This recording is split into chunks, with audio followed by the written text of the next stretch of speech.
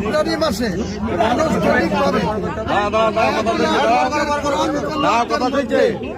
ফেব্রুয়ারি মাসে প্রথম দিকে 1 লাখ কোরআনের হাফেজ মুফতি তাদেরকে একাট্টা করব, ভালো করে মাংস ভাত খাওয়াবো এবং কোরআন খতম করাবো, তারপরে বাবরি মসজিদের কাজ দলতে হিসাবে তো আমি একটা পলিটিক্যাল লোক, আমাকে তো দল করতেই হবে, যেহেতু তৃণমূল শুধু বাবরি মসজিদ করার জন্য আমাকে সাসপেন্ড করে দিয়েছে। আপনারা সবাই নবী হাকিম বলেছে আমি নাকি রেজিনগরে বাড়ি, বেলডাঙ্গায় কেন মসজিদ?